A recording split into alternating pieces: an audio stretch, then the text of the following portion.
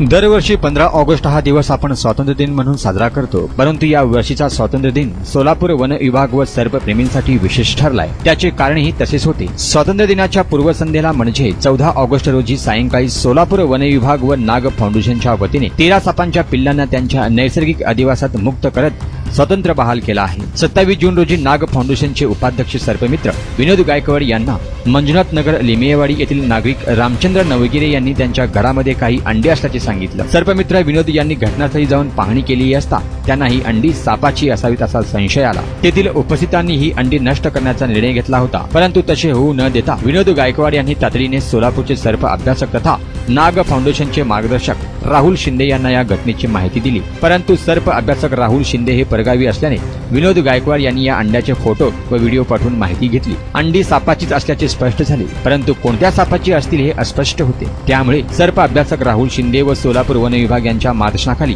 या अंड्यांना कृत्रिमरित्या उगवण्याचा प्रयत्न करण्याचे ठरवले। त्यामुळे 47 दिवसांनी पिल्ले बाहेर पडली। ही पिल्ल गवत्या या बिनविषारी सापाची होती। सर्पमित्र विनोद गायकवाड व रवी जाधव यांनी नित्यमाने सापाच्या असण्याची काळजी घेतली आहे। यावेळी नाग फाउंडेशनचे अनिल अलदार, विनोद गायकवाड, रवी जाधव व राहुल शिंदे यांनी तत्परता दाखवत अंड्यांचे योग्य संगोपन केलं आणि याचे फळ म्हणून 15 पैकी 13 अंड्यातून पिल्ले बाहेर आली। हे अनमोल कार्य केल्याबद्दल वनपरिक्षेत्र अधिकारी दीपक खल्ले यांनी सर्वांचे अभिनंदन केलं आहे।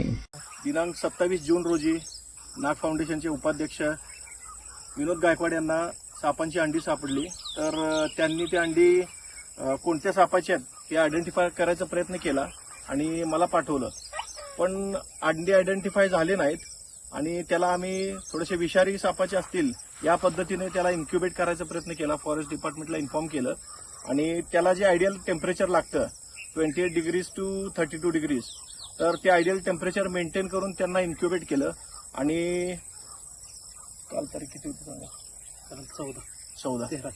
13 तर काल दिनांक 13 ऑगस्ट या दिवशी 15 पैकी 13 अंडे इन्क्युबेट झाले असून 2 अंडे खराब झालेत, बट बाकीचे जे अंडे आहेत ते प्रॉपरली इन्क्युबेट झाले आणि त्यातून प्रॉपरली सगळे हेल्दी पिल्ल बाहेर आलेले आहेत।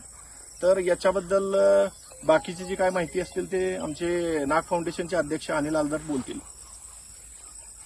ज्यावेळेस विलास गायकवाड यांचा फोन आला, विनोद गायकवाड यांचा, तर सर असं अंडे भेटलेले आहेत आम्हाला। त्यावेळेस आम्ही इथं नव्हतो, आम्ही आंबोलीच्या जंगलात होतो।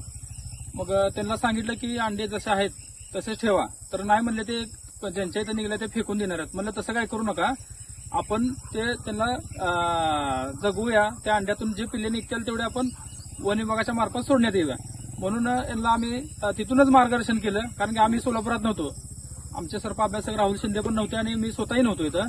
त्याच्यामुळं आम्ही त्यांना फोनद्वारे सगळं सांगितलं। फोनद्वारे सगळं सांगून राहुल सरांनी काय केलं की त्यांना कशा पद्धतीने ठेवायचं हे सगळं त्यांनी सांगितल्यानंतर त्या पद्धतीने ते ठेवण्यात आलं आणि ते ठेवल्याच्या नंतरनं त्याच्यामधून 15 अंड्यामधून 13 पिल्ले एकदम सुरक्षितपणे बाहेर आले आणि 2 अंडे खराब झाले। तर त्या पद्धतीने आता आम्ही नैसर्गिक अधिवासामध्ये आमच्या सगळ्यांच्या उपस्थितीमध्ये आम्ही इथं सोडत आहे।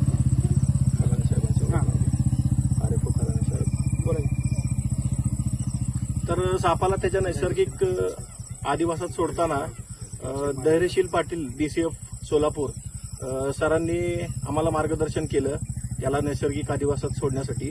तर फॉरेस्ट डिपार्टमेंटची टीम आणि आमची नाग फाउंडेशनची टीम आम्ही सापाच्या नैसर्गिक आदिवासात आलो आहोत आणि आत्ताच जस्ट आम्ही ती पिल्ली रिलीज केलेली आहेत। तर या ठिकाणी RFO खलाने साहेब आहेत, वनपाल कुताटे साहेब आहेत, शंकर कुताटे, आणि वनरक्षक श्रीशैल पाटील सर आहेत। आज दिनांक 14 ऑगस्ट 2024 रोजी राहुल शिंदे जे आहेत आपले सोलापूरचे प्रसिद्ध ते सर्प तज्ज्ञ आहेत, त्यांनी भरपूर सापांना जीवदान दिलेलं आहे। वेळोवेळी ते आपल्याला सहकार्य करत असतात, मार्गदर्शन करत असतात आम्हालाही।